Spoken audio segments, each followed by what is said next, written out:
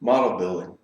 It's a term thrown around a bit in the statistical world, sometimes in the product development space, but the idea of model building really boils down to what's an equation that defines how your inputs and outputs relate to each other. So it's really a fairly simple thing. One of the things I think people get ahead of themselves sometimes on is this need to do model building when models already exist.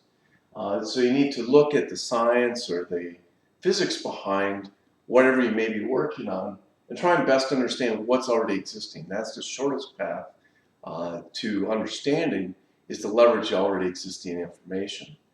But if you look at that information, it's either lacking in your specific area, or if you believe it's a particular way and your physical testing doesn't match up with it, you need some additional understanding. And so the empirical, what they'll call model building or equation finding, will then be the better route for you, because empirically it's just going to record what it really does. And that's it. The tool to do that very well is called design experiments. When doing that, though, you can use some of the existing background as a starting point. But you have to understand what the potential inputs or potential key inputs might be. You can't evaluate every potential input, make an equation for it. You need to have a subset of that, or at least some intelligent-based subset of that. So it's a simplified model building or equation building with a limited amount of leftover so-called noise when the equation is finalized.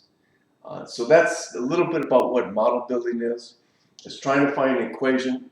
If one already exists, you don't need to do model building. You already have a model, already have an equation.